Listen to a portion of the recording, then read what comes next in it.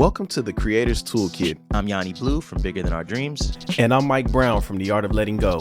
This podcast series is inspired by our second annual Merch Madness contest, where we will be exploring entrepreneurship for creatives and community building in the digital era. That's right. And in this season, we share our personal journeys of building brands and creating merch. We'll also be sitting down with fellow artists, branding experts, and fashion professionals, all while competing to see who sells the most merch in the month of March. We're excited to dive into the tools, techniques, and strategies that can help you succeed as a creator in today's fast-paced world. So, welcome to the Creator's Toolkit.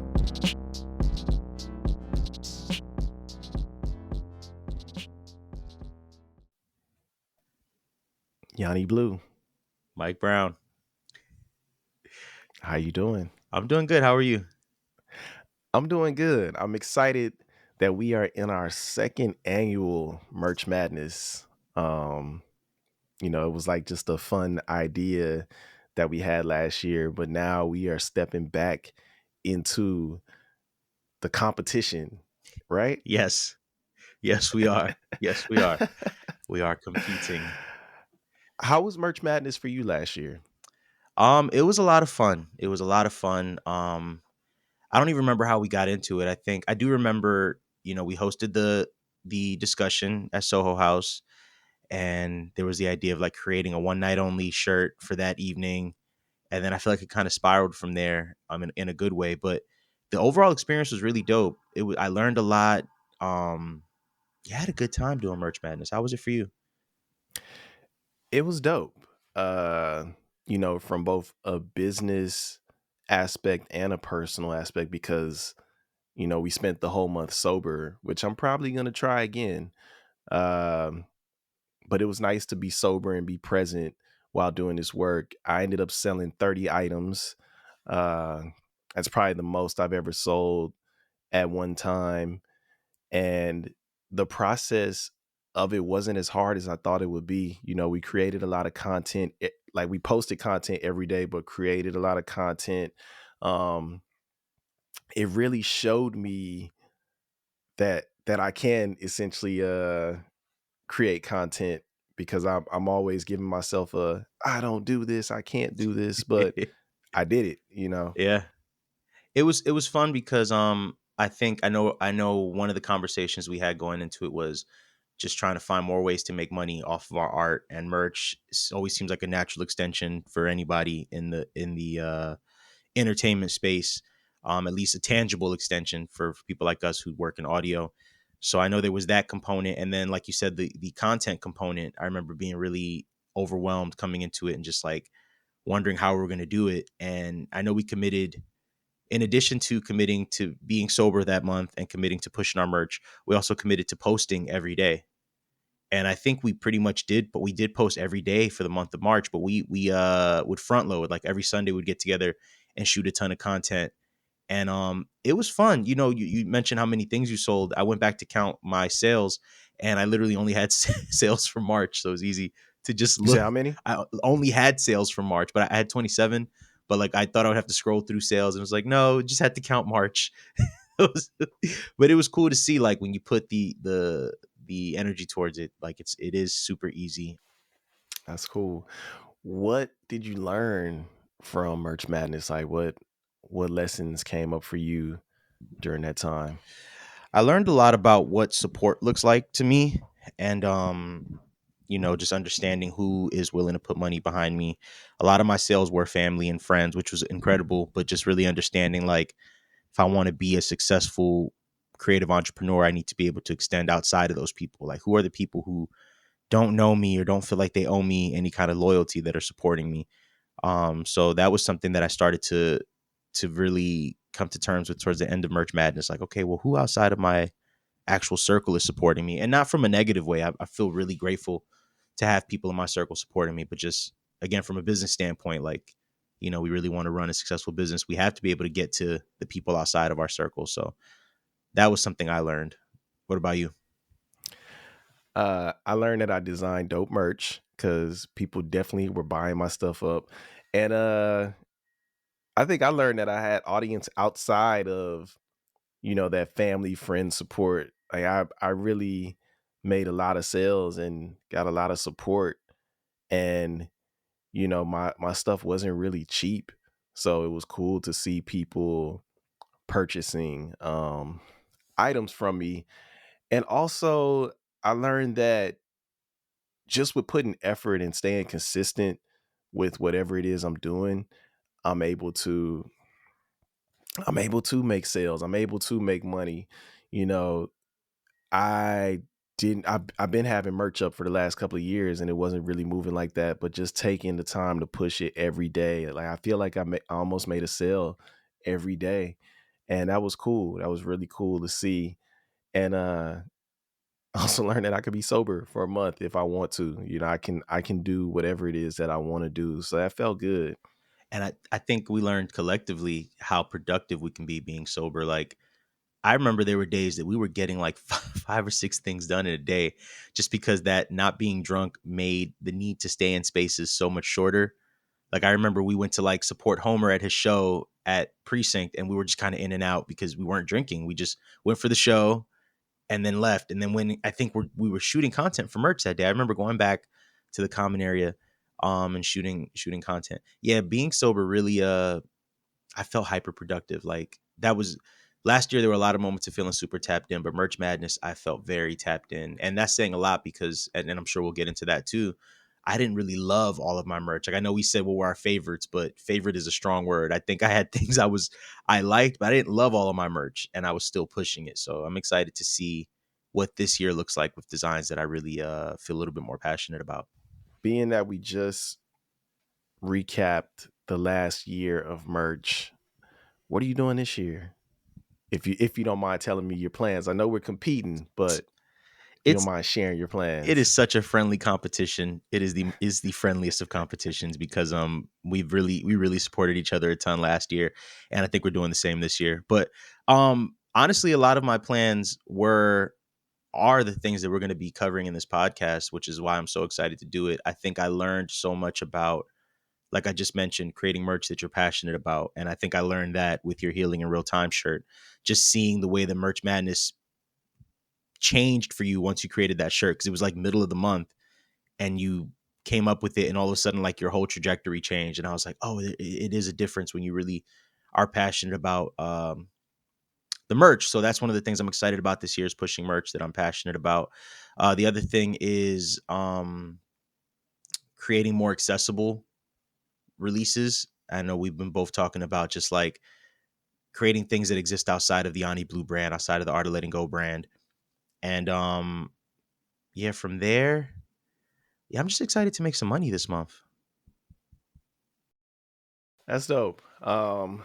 I feel like the thing I'm doing different this year is I want to run some ads on my merch just to see how it affects the sales. Like I've seen, in running ads on workshops, how it's drawing people to it. So I want to run some ads on some of the stuff I'm doing. And the thing I'm doing different this year is putting my merch in your store.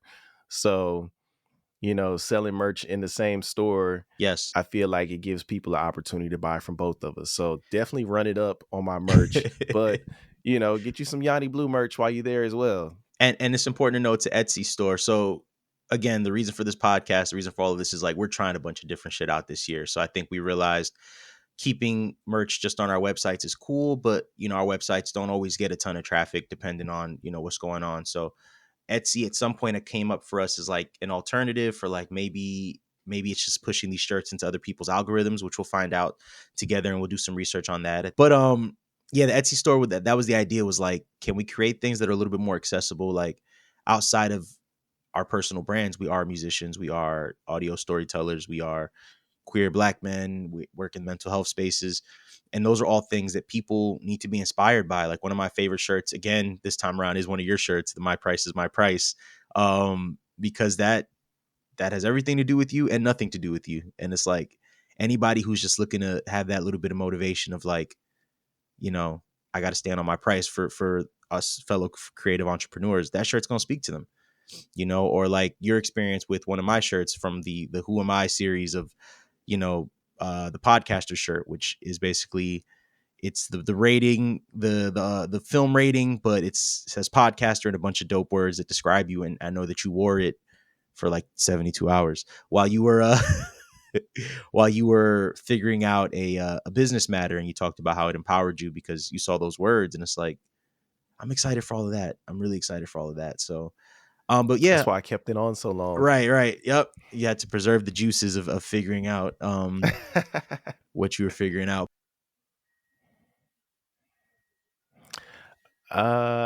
Stickers, and actually I need to, as I'm thinking about it out loud. So stickers and books. So I still have some Yes. books left. I have a few books left, for anybody that's interested, and stickers. Hey you. Yeah, you. Sitting there sending that email. I know you're struggling, trying to figure out, am I worth this price? Will they take this offer?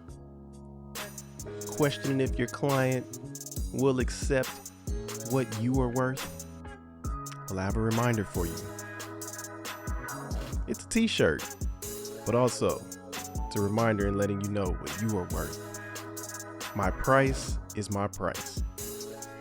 Never forget that you are worth it. The time and energy that you put into your work, you are worth it. My price is my price. And you can get your shirt at yanniblue.etsy.com. As creative entrepreneurs, we are connected with fellow artists on a similar path of trying to monetize their art. One such artist is SadBoyMusic. He's a New York-based electronic artist that I connected with on Twitter a few years ago. Initially, I thought that his visual aesthetic and merchandising ideas were amazing, and we've been collaborating a lot over the years. We recently decided to sit down with SadBoyMusic to talk shop and figure out how he navigates selling merch online. Do you still sell merch, or you used to? So I still sell merch. I just change how I do it now. So Okay. I used to do it through Printify. I was doing my merch heavily through Printify, and now with Amazon, you can do on demand merch, but it comes to you faster. The quality is really good, and it's a little bit cheaper. They take a cut out of it, but it's worth it. With Printify, sometimes it might take you like a week for your customer to get what they want. It may take 2 weeks, or it might get lost in the mail, and then you have to kind of fight with them about it, how to redistribute it again. But I'm gonna come back and do merch. I wanted to do um some merch for some previous stuff that I thought I was gonna do, but I'm gonna do something a little bit differently, and not be so hands on with it with how it looks artistically. Like I'll just randomly draw shit out and be like, okay, this is what I want to make the merch look like. But now I kind of want to involve somebody in to make. I want kind of like to smooth it out a little bit more than what I can do, because I can't do every damn thing. Mhm.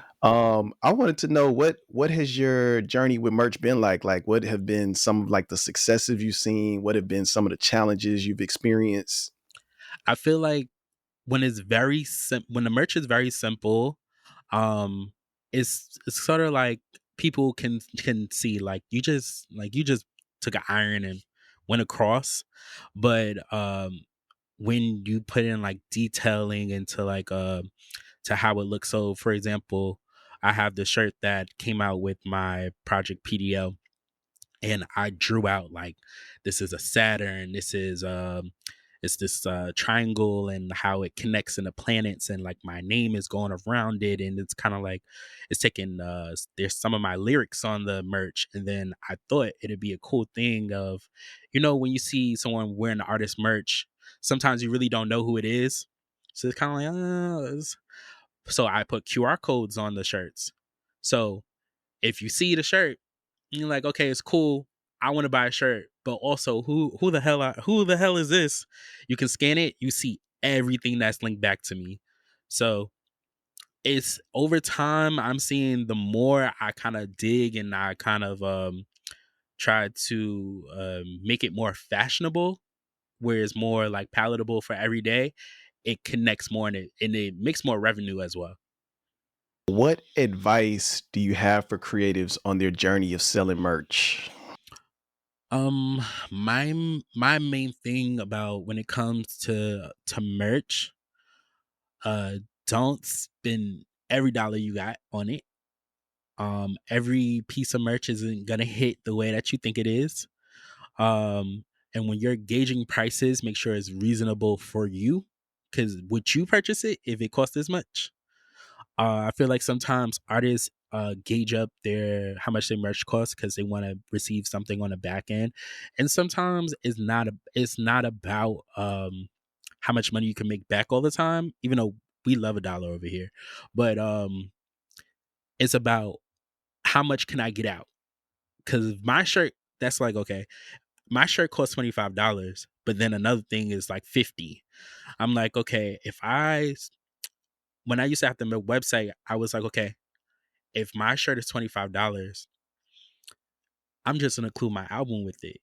Pre-package it together. It's like you got a discount. You got an album that's worth $10 and you got a t-shirt, you got a bundle, you got something for like $35. Did you hear the song playing in the back of the intro? Actually, it's playing right now. This is Yanni Blue's latest release, This Shit Hard, featuring me, Mike Brown, and Eddie Wayne. And it is available on all streaming services, so make sure you check it out. Design has been a major focus as we relaunch this month, and exploring what resonates as cool with our audiences has been at the forefront of our minds. We recently sat down with Rio Japan, who is a Los Angeles-based designer and stylist, to gain his insight on this. Join us as we delve into his thoughts on the ever-evolving concept of cool. I think everybody has like a different background, and then I think people should use that into making art or designing. So, like I'm saying, is that do something different than people did already. I think that makes it very strong, like look or image. SadBoy and Rio shared some valuable knowledge with us that we look forward to applying in our journey of selling merch. I'm inspired by Rio's advice to use our backgrounds to come up with unique and creative designs, and SadBoy definitely opened our minds to other outlets for selling our merch. Join us next week as we dive deeper into the business of selling merch. Thank you so much for tuning into this week's episode of The Creator's Toolkit.